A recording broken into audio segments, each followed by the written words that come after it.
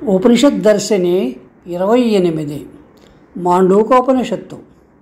సర్వోపనిషదో గావః దగ్ధో గోపాలనందనః. ఉపనిషత్తులన్నీ ఆవులు, పితికేవాడు శ్రీకృష్ణుడు, అర్జునుడు దూడ, పాలు గీతామృతము, బుద్ధిమంతుడు ఆ పాలు తాగేవాడు.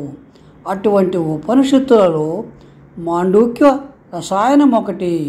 ముక్తిని కోరుకునే వాళ్ళకి ఒక్క మాండూకోపనిషత్తు చదివితే చాలు, వారికి మార్గం సుగమం అవుతుంది అంటారు. మాండూకోపనిషత్తు అథర్వణ వేదానికి చెందినది. పరిమాణంలో చిన్నదైనా సత్యావిష్కరణలో చాలా గొప్పది. కేవలం 12 మంత్రాలలో అనల్పమైన వివరణ చేయబడింది. అందువల్ల ఈ ఉపనిషత్తును అర్థం చేసుకోవటం చాలా కష్టం. ఈ ఉపనిషత్తుల్లో అవస్థాత్రయాన్ని దాటి తుర్యం చేరుకొని ఆత్మస్వరూపం తెలుసుకోవడం ద్వారా ముక్తిని పొందటం వివరించబడింది. తుర్యం అంటే బ్రహ్మం, ఆనంద స్వరూపం అనే అనుభూతి పొందటమే ముక్తి. అతి క్లిష్టమైన ఈ ఉపనిషత్తుకు శ్రీ గౌడపాదులు కారికలు అనగా తాత్విక శ్లోకాలు వ్రాశారు. శ్రీ గౌడపాదులు ఈ గురు పరంపరలో అతి ప్రాచీనులు. వారి శిష్యులు శ్రీ గోవిందపాదులు. శ్రీ గోవిందపాదుల అనంగ శిష్యుడు శ్రీ ఆదిశంకరులు. తరువాత శ్రీ శంకరులు వీటి మీద భాష్యం రాశారు.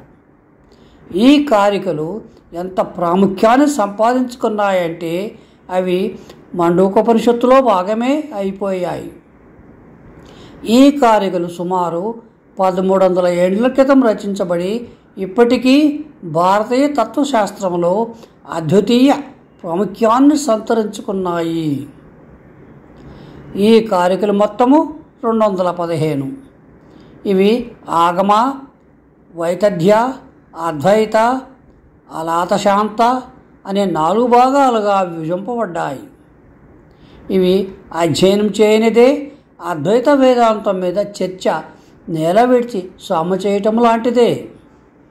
ఇందులో మొదటిదైన ఆగమ ప్రకరణలో 29 కారికలు ఓంకారతత్వాన్ని ఆవిష్కరిస్తూ ఈ ఉపనిషత్తులోని 12 మంత్రాలకు వివరణ ఇవ్వబడింది. రెండవది వైతథ్య ప్రకరణ 38 కారికలు. విధిత అనే శబ్దానికి అర్థం వాస్తవ రూపానికి భిన్నంగా కనిపించటం. మరొక విధంగా చూస్తే తథ్యము అంటే నిత్యమైనది, సత్యమైనది అని అర్థం. వైతథ్యము అంటే అనిత్యము, అసత్యము అయినదని అర్థం. అనేకత్వంతో కూడిన ఈ కంటికి కనిపించే ప్రపంచం సత్యం కాదని ఇందులో వివరించబడింది.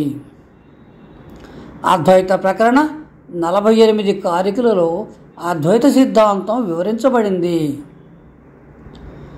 అలాతశాంత ప్రకరణ 100 కారికలలో వేద ప్రామాణ్యాన్ని అంగీకరించవని బౌద్ధ మతము మరి కొన్ని ఇతర సిద్ధాంతాలు నిరాకరించబడ్డాయి.